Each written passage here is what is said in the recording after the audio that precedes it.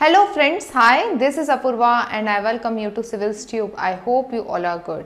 तो आज का जो हमारा सेशन है इसके अंदर हम गुप्ता डायनेस्टी को आगे कंटिन्यू करेंगे। गुप्ता डायनेस्टी के अंदर हमने जो किंग्स थे उनकी क्रोनोलॉजी देख ली थी और अब हम डिस्कस करेंगे आज के लेक्चर में उनका एडमिनिस्ट्रेशन। उसके पहले एक इम्पॉर्टेंट बात आप लोगों के लिए, sorry due to some personal reasons, उसके बाद में मैं कोविड पॉजिटिव हो गई थी जिसके कारण मैं काफ़ी समय से आप लोगों के लिए लेक्चर्स नहीं बना पाई थी। बट अब जो मेरी ये वाली जो सीरीज़ है एंशिएंट इंडियन हिस्ट्री, जिसके ऑलमोस्ट कंप्लीट हो चुकी है, मैक्सिमम जो हमारा एंशिएंट इंडियन हिस्ट्री है वो कंप्लीट हो चुका है और जो आने वाला जो थोड़ा सा पोर्शन बाकी है उसके जो वीडियोस हैं अब आपको वो रेगुलर बेसिस पे मिलते रहेंगे। तो आज का जो हमारा सेशन होगा इसके अंदर हम डिस्कस करेंगे गुप्ता डायनेस्टी का एडमिनिस्ट्रेशन।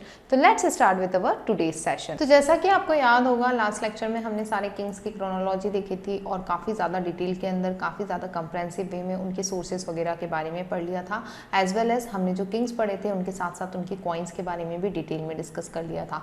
आज का जो लेक्चर है उसके अंदर हम डिस्कस करेंगे गुप्ता डायनेस्टी का जो एडमिनिस्ट्रेशन था। वो एडमिनिस्ट्रेशन बहुत इंपॉर्टेंट होता है, इस रिलेटेड एग्जाम के अंदर एमसीक्यू बनते हैं, स्पेशली जो ऑफिसर्स होते हैं उनके बारे में क्वेश्चंस बन जाते हैं। तो यहाँ पर हम इनका जो एडमिनिस्ट्रेशन है उसको थोड़ा डिटेल में डिस्कस करेंगे।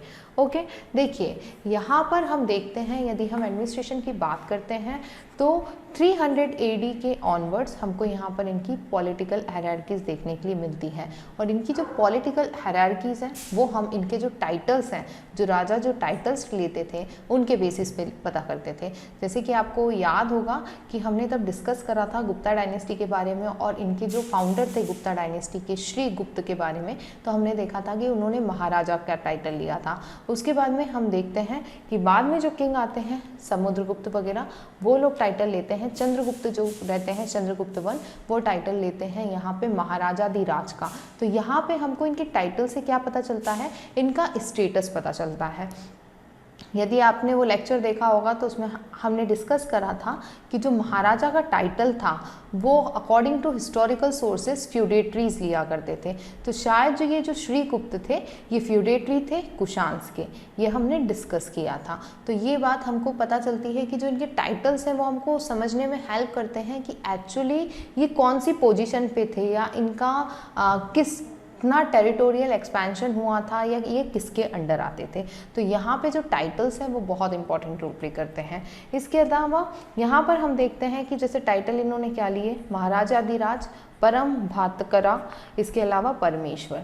तो यहाँ पर अलग अलग तरीके के टाइटल्स लेते थे जो हमको समझने में हेल्प करते हैं कि इनका क्या स्टेटस था एज अ किंग। इसके अलावा काफ़ी सारे जो हिस्टोरियंस हैं वो सजेस्ट करते हैं कि यहाँ के जो किंग थे वो डिवाइन स्टेटस लेते थे, मतलब कि वो अपने को डिवाइन ओरिजिन का मानते थे। वो मानते थे कि भगवान का, मतलब कि वो कोई अवतार है या भगवान का एक डिवाइन स्टेटस वो लिया करते थे। ओके, मतलब कि भगवान ने उनको इस धरती पे कुछ स्पेशल वर्क के लिए भेजा है, कुछ स्पेशल उनका स्टेटस है, स्पेशल पावर्स हैं as compare to normal citizens, as compare to origin, मतलब कि जो नॉर्मल सिटीजन है, ऑर्डिनरी सिटीजन्स हैं उनके कंपैरिजन में। यदि हम गुप्ता एरा की बात करते हैं तो यहाँ पर सर्टन चेंजेस करे थे इन्होंने in a very style of exercise of monarchial authority in the country. Okay, तो यहाँ पर हम देखेंगे कि मोनार्कियल अथॉरिटी जो कंट्री में हमको देखने के लिए मिलती है लास्ट 1000 ईयर्स से, उसके अंदर कुछ चेंजेस आते हैं। ओके, तो यहाँ पर वो जो चेंजेस हैं वो हम देखते हैं। ये जो चेंजेस हैं ये मौर्यंस और गुप्तास के बीच में मेजर चेंज क्रिएट करता है। ओके, तो ये चेंज क्या है, ये चेंज ये है कि तब हम मौर्यंस की बात करते हैं तो मौर्यंस का एटीट्यूड ये होता है या मौर्यंस का जो एडमिनिस्ट्रेशन ये होता है कि वहाँ पर ये जो पावर्स हैं वो किंग अपने हाथ में रखते हैं, वो अपने जो पावर्स हैं वो किसी को देना नहीं चाहते हैं। तो यहाँ पर जो किंग्स हैं वो अपने पावर्स को हाथ में रखते हैं। पर जब हम गुप्तास की बात करते हैं तो गुप्तास किस चीज़ में बिलीव करते हैं, गुप्तास बिलीव करते हैं कि जो अपने पावर्स हैं वो एक साथ कंसंट्रेटेड मत रखो, उसको बांट दो। ओके, तो इंडियन मोनार्क्स वेदर इंपीरियल और regional had aim to concentrate all the powers in their hand, वो चीज़ गुप्ताज ने ख़त्म कर दी। अब जो पावर था वो किसी एक किंग के पास नहीं था, इन्होंने काफ़ी सारे जो छोटे छोटे स्टेट्स थे उनको अपना सबऑर्डिनेट बनाया था, उनको सब्जुगेट किया था। ओके, बट उनके जो पावर्स थे, उनकी जो अथॉरिटीज़ थी उनको छीना नहीं था। तो यहाँ पर ये एक बहुत बड़ा डिफरेंस आ जाता है। इसलिए हम इनके जो सिस्टम ऑफ एडमिनिस्ट्रेशन होता होता है उसको डिसेंट्रलाइज बोलते हैं। यदि हम बोथ नंद और मौर्यस की बात करते हैं, जिनके बारे में हम ऑलरेडी पहले डिस्कस कर चुके हैं, हम देखते हैं कि उनका जो एडमिनिस्ट्रेशन था वो बहुत ज़्यादा सेंट्रलाइज था। और वहीं पे जब हम गुप्ता डायनेस्टी की बात करते हैं तो इनका जो एडमिनिस्ट्रेशन था वो काफ़ी ज़्यादा डिसेंट्रलाइज था। इसके बाद में हम यहाँ पे इनका यदि डिसेंट्रलाइजेशन की बात करें या डिवोल्यूशन ऑफ पावर की बात करें तो आपको याद होगा कि लास्ट लेक्चर में तब हमने इनका 33 लाइन का समुद्रगुप्त का इलाहाबाद प्रशिष्टि इंस्क्रिप्शन डिस्कस किया था। तो हमने उसमें डिस्कस किया था कि इन्होंने काफ़ी सारे किंग्स को अपना अंडर सब्जुगेट किया था, काफ़ी सारे किंग्स को अपना सबऑर्डिनेट बनाया था। ये मेनली पाटलिपुत्र वाले रीजन में रूल करते थे, तो उसके आसपास के जो स्टेट्स थे उनको इन्होंने अपने डायरेक्ट कंट्रोल में लिया था। बट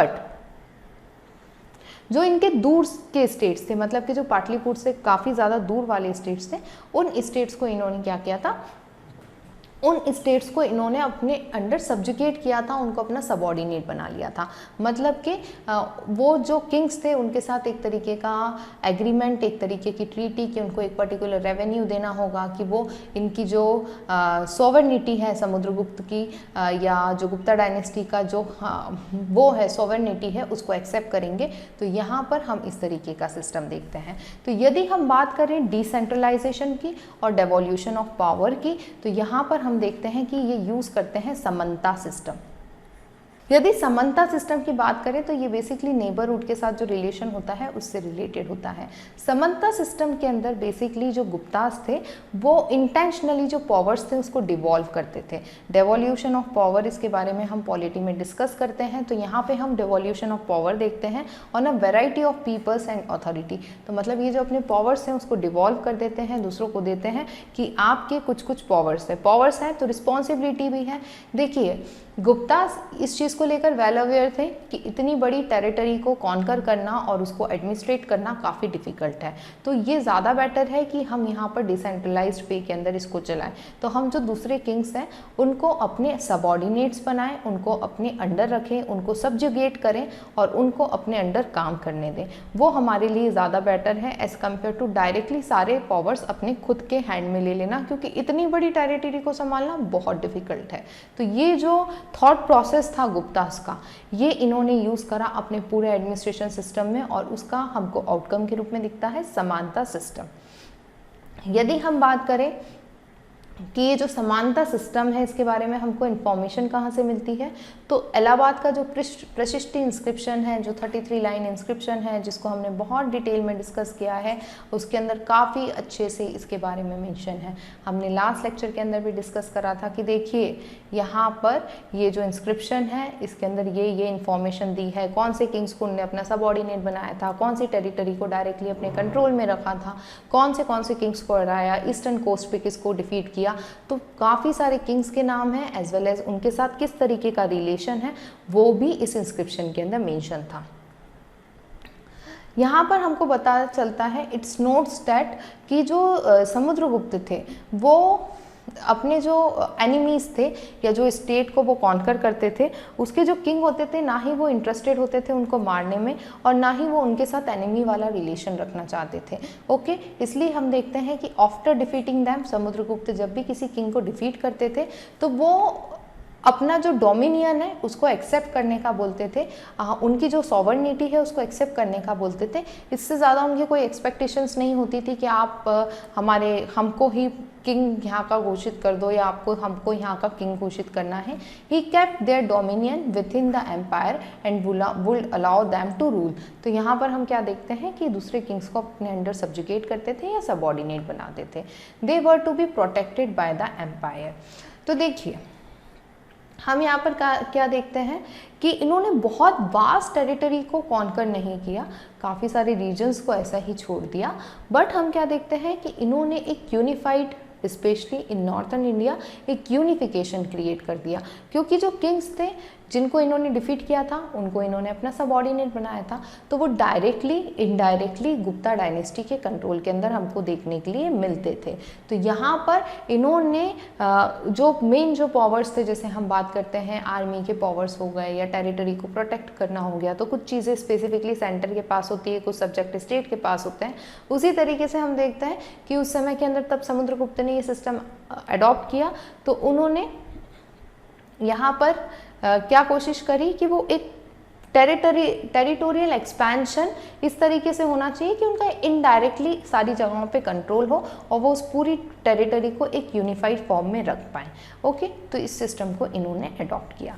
दिस इंडिकेट दैट, इससे हमको ये पता चलता है Samudragupta was basically developing a kind of a contract. तो यहाँ पे हमको काइंड ऑफ अ कॉन्ट्रैक्ट देखने के लिए मिला ट्रिब्यूटरी किंग का। ट्रिब्यूटरी किंग को हम बोलते हैं समंतास या नेबर किंग, तो इसके लिए हम ये वर्ड यूज़ करते हैं समंता। तो जो समंता जो सिस्टम है, इसके अंदर यहाँ पर जो किंग है उनको डिफीट कर दिया, उनकी टेरिटरी उन्हीं के पास है, वो कुछ रेवेन्यू का पार्ट जो गुप्ता डायनेस्टी के किंग्स थे उनको भेजते थे या उनके कुछ कॉन्ट्रैक्ट्स होते थे अलग अलग तरीके के, और इस सिस्टम को हम बोलते हैं Samantha system. Samantha literally meant a neighbour. Okay, Samantha का मतलब होता है हमारा पड़ोसी। यदि हम गुप्ता पीरियड की बात करते हैं तो समंता नेबर थे और सब्सिडरी रूलर्स थे जिनके साथ एक फ्रेंडली रिलेशन होता था गुप्ता डायनेस्टी का। इसके अलावा हम देखते हैं कि जो डिसेंट्रलाइजेशन का सिस्टम था वो दूसरी काफ़ी सारी मतलब के फील्ड्स के अंदर भी हमको देखने के लिए मिलता था, like land grant carrying varied immunities and concession to person and institutions. तो अलग अलग, जैसे आज की तारीख में मॉडर्न डे में हम अलग अलग इंस्टीट्यूशंस देखते हैं, लैंड ग्रांट्स देखते हैं, अलग अलग लॉज देखते हैं, तो हर चीज़ के अंदर ये जो डिसेंट्रलाइजेशन था वो अलग अलग तरीके से अलग अलग डिग्री का आपको देखने के लिए मिलता था। यदि हम बात करें कि ये जो सिस्टम था ये काफ़ी अच्छे से इस सिस्टम ने काम करा स्कंदगुप्त तक। स्कंदगुप्त की यदि हम बात करें तो ये लास्ट ग्रेट गुप्ता किंग हम इनको बोल सकते हैं। It help to keep peace among the various ruling families. तो जितनी भी रूलिंग फैमिलीज थी उनके बीच में पीस बना के रखने में ये जो सिस्टम था समंता सिस्टम, इसने बड़ा इंपॉर्टेंट रोल प्ले करा। हाउएवर जब हम देखते हैं कि स्कंदगुप्त का टाइम ख़त्म हो जाता है, उसके बाद में जब लेटर गुप्ता किंग्स आते हैं तो वो इतने स्ट्रॉन्ग नहीं होते हैं कि वो इस सिस्टम को काफ़ी अच्छे से मैनेज कर पाए, तो बाद में ये जो सिस्टम है वो वीक पड़ने लगता है और जो छोटे छोटे किंग्स इनके अंडर आते हैं वो अपने आप को इंडिपेंडेंट डिक्लेयर करना स्टार्ट कर देते हैं। But nevertheless this system got much deeper with the evolution of Indian feudalism। But हम देखते हैं कि जो फ्यूडलिज्म का जो सिस्टम था वो हालांकि स्टार्ट तो पहले ही हो चुका था, क्योंकि हमने डिस्कस करा कि जो साक्स थे वो कहीं कुशांस के फ्यूडेटरीज माने जाते हैं, तो इस तरीके से हम काफ़ी सारे इंसिडेंट्स पढ़ते हैं। बट उसको एक नया रूप देना, उसको एक नए स्केल के ऊपर लेकर जाना, इसके अंदर बहुत इंपॉर्टेंट रोल प्ले किया गुप्ताज ने। और गुप्ताज ने ये जो सिस्टम था जो अभी तक के लिए बहुत कम जगहों पे हमको देखने मिलता था, ये बहुत ज़्यादा डीपर वे में इंडियन एडमिनिस्ट्रेटिव सिस्टम का पार्ट बन गया। तो ये जो फ्यूडलिज्म, ये फ्यूडेटरीज जिनके बारे में हम पढ़ते हैं, फिर ये अपने आप को इंडिपेंडेंट डिक्लेयर कर देते हैं जैसे ही सेंटर का किंग वीक पड़ता है, तो ये सिस्टम हमको हमारी इंडिपेंडेंस तक देखने के लिए मिला। जो छोटे छोटे प्रिंसली स्टेट थे, इंडिपेंडेंट प्रिंसली स्टेट थे, उसके फॉर्म में जब हम देखते हैं कि ब्रिटिशर्स इंडिया से जाते हैं और जो प्रिंसली स्टेट थे वो अराउंड 500+ थे, तो उसका जो कारण था कि वो कैसे इमर्ज हुए, तो उसका जो नींव रखी गई थी वो यहीं से स्टार्ट हुई थी। गुप्ता इंपीरियल गवर्नमेंट, इनके बारे में अब हम देख लेते हैं। गुप्ता के सिस्टम की यदि हम बात करें तो did not have an over elaborated bureaucracy. यहाँ पे हमको समझना होगा कि यदि हम बात करते हैं मौर्यंस की, तो उनका जो एडमिनिस्ट्रेटिव सिस्टम होता है बहुत कॉम्प्लेक्स होता है, काफ़ी हायरार्की, काफ़ी सारी ऑफिसर्स, काफ़ी सारी चीज़ें आपको देखने मिलती हैं। बट यहीं पर यदि हम गुप्तास की बात करते हैं तो इनका सिंपल सा फंडा था, मैक्सिमम जो टेरिटरी है उसको समंता सिस्टम के अंडर रखो, एज वेल एज जो ब्यूरोक्रेसी है उसको बहुत ज़्यादा एलोबरेटेड फॉर्म में नहीं रखना है, सिंपल होनी चाहिए। ड्यू टू इफेक्टिव डिसेंट्रलाइजेशन हमको जो इनका ब्यूरोक्रेसी का सिस्टम दिखता है वो बड़ा सिंपल सा रहता है।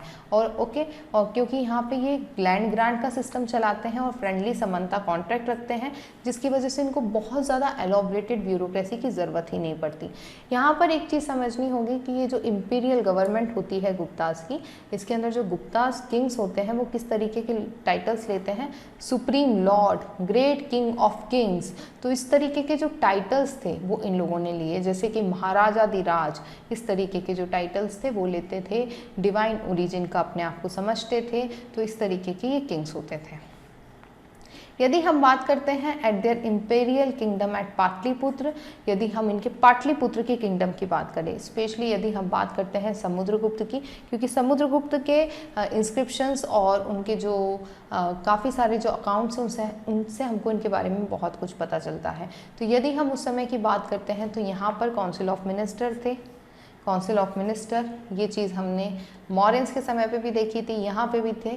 अब काउंसिल ऑफ मिनिस्टर, जैसे कि at present council of minister होते हैं, प्राइम मिनिस्टर उनके हेड होते हैं, इसी तरीके से उस समय काउंसिल ऑफ मिनिस्टर होती थी, प्राइम मिनिस्टर उनके हेड होते थे। जो प्राइम मिनिस्टर होते थे ये हेड होते थे सिविल एडमिनिस्ट्रेशन के, and there was a good number of other minister. इसके अलावा दूसरे भी काफ़ी सारे मिनिस्टर्स थे जो अलग अलग ड्यूटीज़ को फुलफिल करते थे, अलग अलग रिस्पॉन्सिबिलिटीज़ को निभाते थे। जैसे कि यदि हम ऑफिसर्स की बात करते हैं तो यहाँ पर काफ़ी सारे ऑफिसर्स दिए हुए हैं, जैसे महाबल अधिकृता। महाबल अधिकृता कौन थे, कमांडर इन चीफ को कहा जाता था। फिर आते थे महादंडनायक जो कि चीफ जस्टिस से रिलेटेड ऑफिसर होते थे। फिर आते थे महाप्रतिहार जो कि मेंटेन करते थे रॉयल पैलेसेस को। फिर आते थे महासंधि विग्रहक, तो ये होते थे पोस्ट वॉर कंसिलिएशन, मतलब कि ट्रीटीज कंप्लीट करना और वॉर को ख़त्म करके पीस बनाना। इसके बाद में आते थे दंडपशिका। दंडपशिका मतलब कि दंड आ गया वापस से, पनिशमेंट, पुलिस डिपार्टमेंट के हेड होते थे। इसके बाद में बंद गृह अधिकृता की यदि हम बात करें तो ये हेड होते थे रॉयल ट्रेजरी के। ओके, इसके अलावा हमको कुछ दूसरी क्लास ऑफ ऑफिसर्स भी देखने के लिए मिले, लाइक संधि विग्रहिका।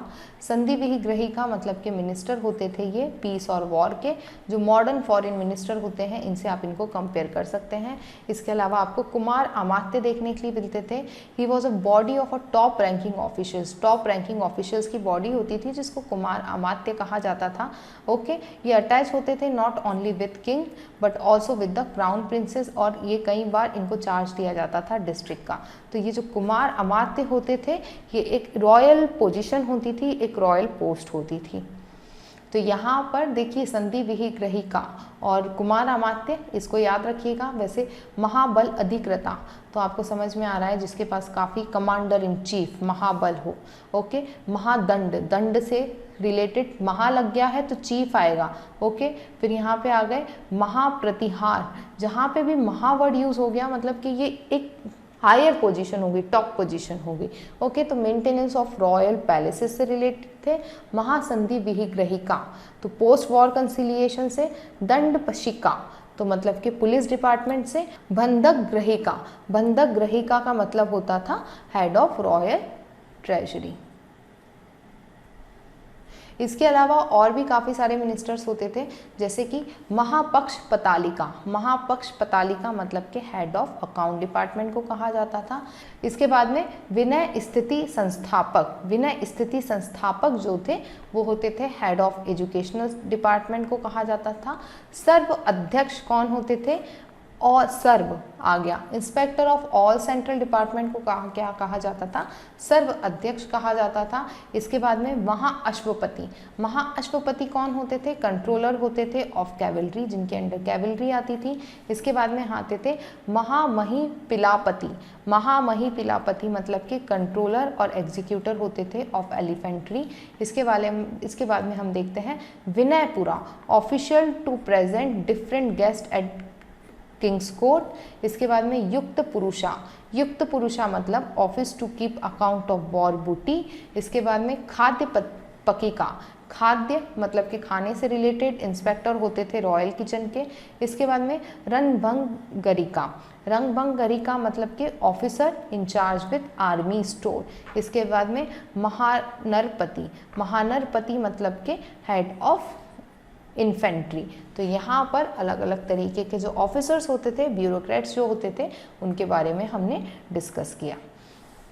यदि हम बात करते हैं इनके एडमिनिस्ट्रेशन सिस्टम की, तो इनके एडमिनिस्ट्रेशन सिस्टम के बारे में पायन फायन ने चंद्रगुप्त टू के टाइम पे यहाँ पर विजिट किया था। हमने फायन के बारे में डिस्कस किया है ऑलरेडी, और फायन ने अपने अकाउंट में बहुत कुछ बताया है इस डायनेस्टी के बारे में, इस डायनेस्टी के रूल के बारे में। तो यदि हम फायन के अकाउंट की बात मानते हैं तो इसमें कहा जाता है कि यहाँ पर यदि हम गुप्ता एडमिनिस्ट्रेशन की बात करें तो जो पुलिस रेगुलेशन था वो बहुत लेस सीवियर था, एज वेल एज जो कैपिटल पनिशमेंट थी वो बहुत कम देखने के लिए मिलती थी। इसके अलावा यदि हम बात करें इस समय थीफ की और चोरी वगैरह की तो वो भी बहुत कम होती थी।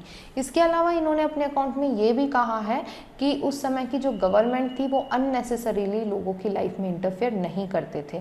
ओके, इसके अलावा हम यहाँ पर ये भी देखते हैं कि जो रिलीजन मैटर के अंदर काफ़ी ज़्यादा टॉलरेंस थी, इस तरीके का नहीं था कि इस पर्टिकुलर रिलीजन से हैं तो इनको ज़्यादा सपोर्ट करो या ये दूसरे रिलीजन से है तो इनको सप्रेस करना है। तो रिलीजियस टॉलरेंस भी हमको देखने के लिए मिलती है। फायन ने अपने अकाउंट में बताया है कि उन्होंने जब इंडिया में रहकर अपनी स्टडीज़ करी थी, अपनी स्टडीज़ परस्यू करी थी, तो काफ़ी शांति से, काफ़ी पीस में, कहीं पे भी वो रहे हैं, काफ़ी पीस में शांति से रहकर उन्होंने अपनी जो स्टडीज़ थी उसको कंप्लीट करी थी। तो हमको फायन के अकाउंट से ये सारी बातें पता चलती है। यदि हम बात करते हैं, अभी तक हमने देखा कि ब्यूरोक्रेसी कैसी थी, काउंसिल ऑफ मिनिस्टर में कौन कौन आते हैं, कौन कौन से इनके ऑफिसर थे। यदि हम इनके बात करें स्टेट एडमिनिस्ट्रेटिव यूनिट की, तो स्टेट कुछ इस तरीके का था। टॉप पे आता है स्टेट, राज्य, राष्ट्र, उसके अंडर आता है प्रोविंस, भुक्ति, भोगा, प्रदेशा बोलते हैं, इसके अंडर नीचे आता है प्रदेशा, फिर आता है नगरास, फिर आता है विलेज। ओके, तो मतलब कि आप, तो यहाँ पर आपको क्या देखने के लिए मिलेगा, पहले स्टेट देखने के लिए मिलेगा, फिर हम डिविजन्स बोलते हैं वो देखने के लिए मिलेंगे, फिर आपको यहाँ पर डिस्ट्रिक्ट देखने मिलेंगे, फिर टाउन्स देखने मिलेंगे और फिर विलेज देखने मिलेंगे। तो इस तरीके का आपको इनका एडमिनिस्ट्रेटिव स्ट्रक्चर देखने के लिए मिलेगा। यदि हम बात करते हैं इनके प्रोविंस की, तो प्रोविंस को भुक्ति या देशा के नाम से भी जाना जाता है। ओके, तो भुक्ति और देशा के नाम से भी जाना जाता है। यहाँ पर प्रदेशा ये गलत लिख दिया है मैंने। ओके,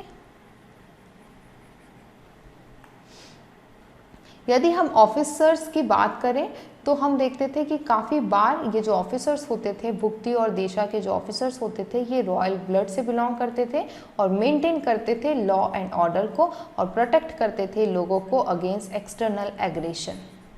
ओके, तो यहाँ पर हम देखते हैं कि जो भुक्ति या देशा के जो ऑफिसर होते थे वो काफ़ी ज़्यादा रॉयल ब्लड से जनरली हमको देखते थे मिलने, मतलब कि जनरली वो रॉयल फैमिली से बिलोंग करते थे। इसके बाद में हम देखते हैं it was a second layer of administration. Second layer of administration थी ये। फर्स्ट लेयर राज्य या राष्ट्र था, ये सेकेंड लेयर ऑफ एडमिनिस्ट्रेशन कहलाती थी, जो डील करती थी with the administration of province. इसके अलावा यदि हम देखते हैं कि इसके हेड जनरली कौन होते थे, तो कुमार अमात्य हमको जनरली इनके हेड देखने के लिए मिलते थे, जो कि रॉयल फैमिली से एक हायर स्टेटस से बिलोंग करते थे। यदि हम भुक्तीस की बात करते हैं तो भुक्तीस को फर्दर डिवाइड करा जाता था into a group of districts called प्रदेशा। तो यहाँ पे प्रदेशा के अंदर हमको जो भुक्तीस हैं वो डिवाइड होते हुए दिखते हैं। तो सबसे पहले आता है राष्ट्र, फिर उसके बाद में प्रोविंस, फिर उसके बाद में प्रदेशा, फिर प्रदेशा के बाद में मतलब कि सेकंड पोजीशन पे आते हैं bhuktis second layer of administration में, फिर थर्ड लेयर ऑफ एडमिनिस्ट्रेशन में आते हैं प्रदेशा, फिर प्रदेशा के नीचे आते हैं नगर, नगर के नीचे आते हैं विलेज। ये थर्ड लेयर ऑफ गवर्नमेंट होती है जो कि डिस्ट्रिक्ट लेवल पे आपको देखने के लिए मिलती है। जो भुक्ति और देशास होते हैं उनको अलग अलग डिस्ट्रिक्ट्स के अंदर डिवाइड किया जाता है।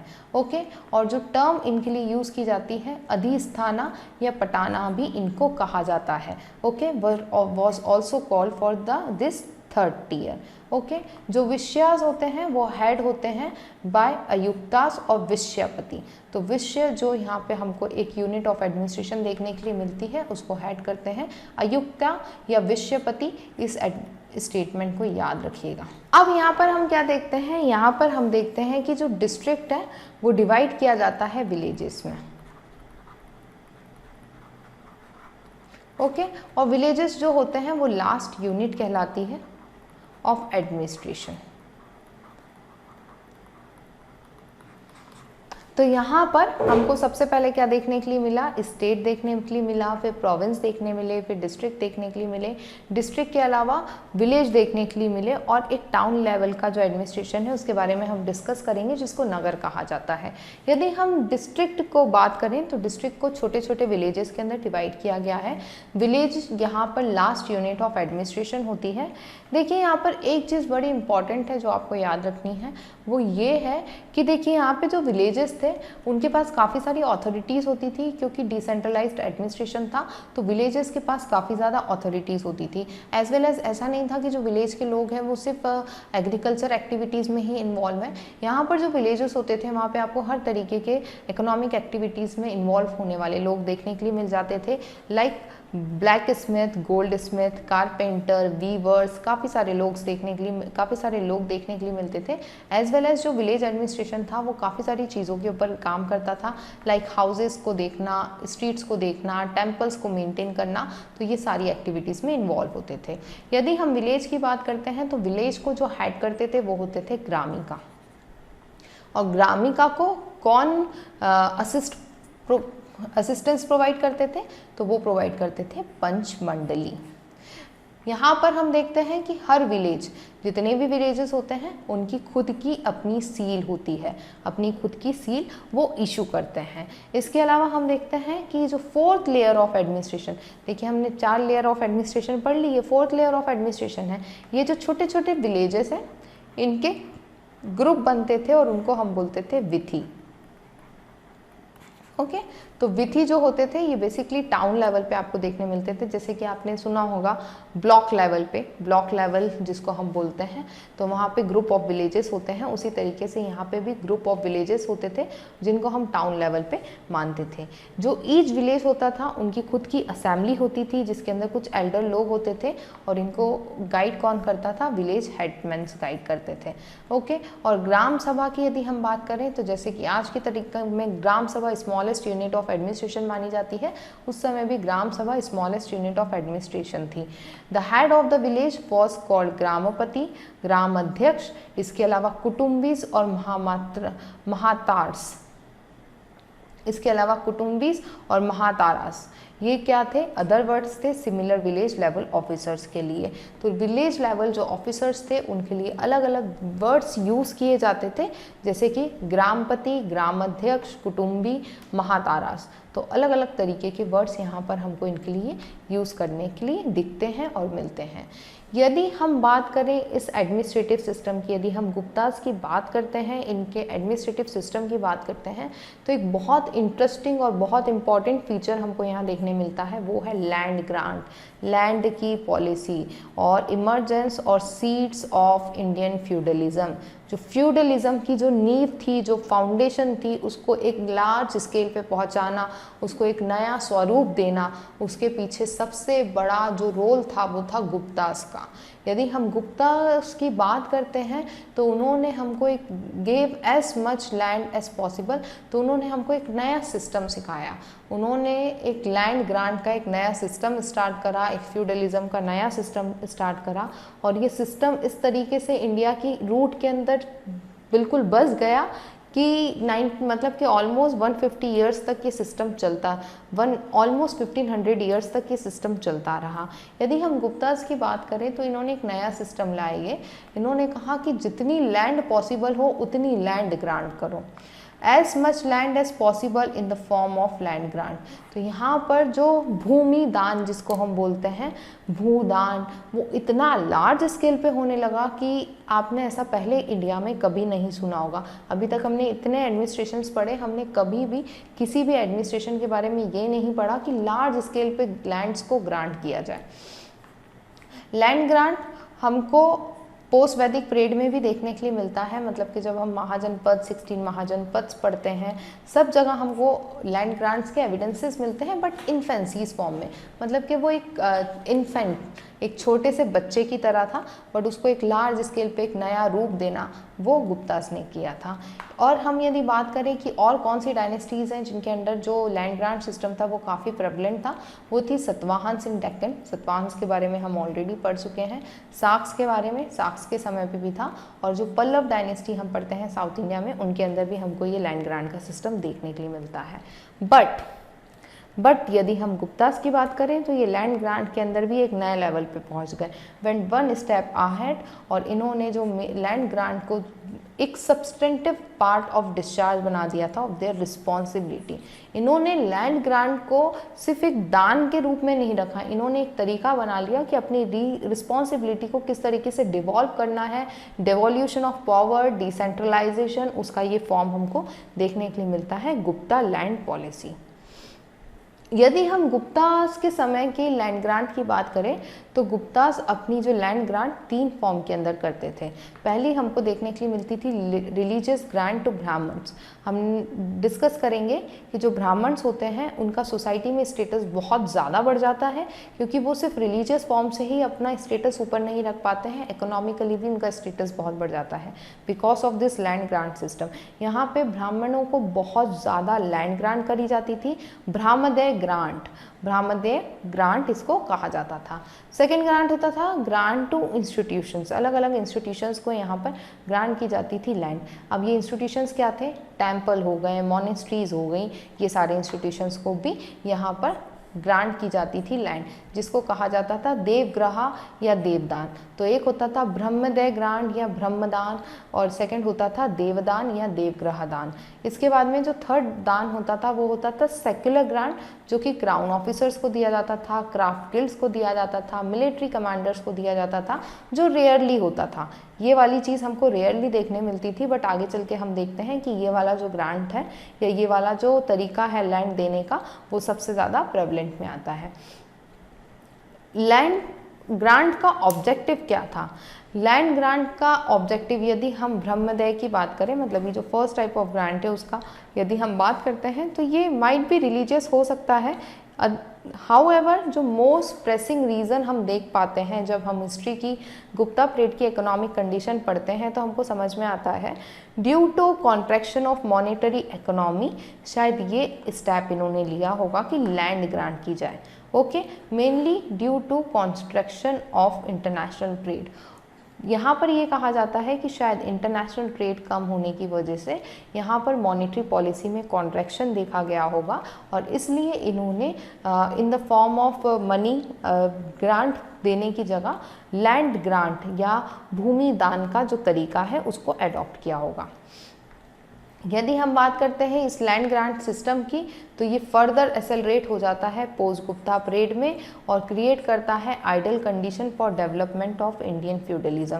तो ये जो भूमि दान का जो सिस्टम है, लैंड ग्रांट का जो सिस्टम है, यही फाउंडेशन रखता है इंडियन फ्यूडलिज्म की, और इंडियन फ्यूडलिज्म को एक नेक्स्ट लेवल पे लेकर चला जाता है। यदि हम फायन के अकाउंट की बात करें तो फायन कहते हैं कि जो गुप्ता एडमिनिस्ट्रेशन था वो काफ़ी ज़्यादा माइल्ड और बेनोवलेंट था। लोगों के मूवमेंट पे कोई रिस्ट्रिक्शन नहीं था। Large degree of personal freedom यहाँ पर लोग इंजॉय करते थे। यहाँ पे लोगों के पास राइट्स थे। ऐसा नहीं था कि यहाँ पे जो किंग्स होते थे वो अननेसेसरीली लोगों की लाइफ में इंटरफेयर करते थे। उनके पास काफ़ी ज़्यादा राइट होते थे। There is no state interference in the individual life. Unnecessarily state लोगों की लाइफ के अंदर इंटरफेयर नहीं करता था। पनिशमेंट की बात करें तो पनिशमेंट सीवियर नहीं होती थी। Imposing fine was a common punishment. Fine लगा देना कॉमन पनिशमेंट थी, हार्श पनिशमेंट नहीं होती थी, जो हम मॉरियंस के सामने समय पे देखते हैं और आने वाले समय में हर्षवर्धन के समय पे सुनते हैं। यदि एडमिनिस्ट्रेशन की बात करें तो काफ़ी एफिशिएंट सिस्टम था एडमिनिस्ट्रेशन का। रोड्स काफ़ी सेफ थे, ट्रैवल करने में कोई प्रॉब्लम नहीं आती थी। थीव्स की प्रॉब्लम नहीं थी, चोरी का कोई डर नहीं रहता था। इसके अलावा जो लोग थे वो जनरली काफ़ी ज़्यादा प्रॉस्परस थे और क्राइम बहुत कम होते थे। देखिए, क्राइम ज़्यादा होने का रीज़न ये भी होता है कि प्रॉस्पेरिटी नहीं है, लोगों के पास काम नहीं है। यदि लोगों के पास ये सब चीज़ें होंगी तो वो इस तरीके की एक्टिविटीज़ में कम इन्वॉल्व होंगे। तो यही बात फायन का अकाउंट हमको यहाँ पर बताता है। फायन अप्रिशिएट करते हैं गुप्ता एडमिनिस्ट्रेशन को, उनकी एफिशिएंसी को, और बताते हैं कि वो विथआउट एनी फेयर पूरी गंगैटिक वैली को घूमते रहे। उनको कभी भी इंडिया में कहीं पे भी मूव करने में प्रॉब्लम नहीं हुई, कहीं पर भी घूमने में प्रॉब्लम नहीं हुई। बड़े पीसफुल ढंग से वो एक जगह से दूसरी जगह पे जाते थे, अपना जो स्टडी था उसको परस्यू करते थे। उन्होंने इंडिया में किसी भी तरीके की प्रॉब्लम नहीं फेस करी। ऑन द होल यदि हम फायन के अकाउंट की बात करें तो जो एडमिनिस्ट्रेशन था वो काफ़ी लिबरल था as compare to moderns. Okay, तो यहाँ पर कोई हार्श पनिशमेंट नहीं थी, यहाँ पे कोई हार्श रूल नहीं थे, अननेसेसरी इंटरफेरेंस नहीं था लोगों की लाइफ में। तो काफ़ी जो मॉडर्न डे हम बोलते हैं कि फ्रीडम होना चाहिए, राइट्स होना चाहिए, तो वो गुप्ता डायनेस्टी के समय या गुप्ता एडमिनिस्ट्रेशन में हमको देखने के लिए मिलता है। तो यहाँ पर ये जो हमारा टॉपिक है गुप्ता एडमिनिस्ट्रेशन वो ख़त्म होता है। हमने मोर देन इनफ डिटेल के अंदर गुप्ता एडमिनिस्ट्रेशन पढ़ लिया है। अब जो हमारा नेक्स्ट लेक्चर होगा उसके अंदर हम डिस्कस करेंगे गुप्ता जो डायनेस्टी है उनके समय की इकोनॉमी के बारे में, रिलीजन के बारे में, सोसाइटी के बारे में, लिटरेचर के बारे में, और फिर वो टॉपिक होने के बाद में हम डिस्कस करेंगे art and architecture of Gupta dynasty. तो आज के लिए बस इतना ही। Thank you for watching this session. और यदि आपने यहाँ तक के लिए ये लेक्चर देखा है तो प्लीज़ लाइक करके जाइएगा, एज वेल एज सब्सक्राइब करिए और ज़्यादा से ज़्यादा लोगों से शेयर करिए ताकि मैं मोटिवेट होकर और इस तरीके के लेक्चर्स बना पाऊँ। Thank you for watching.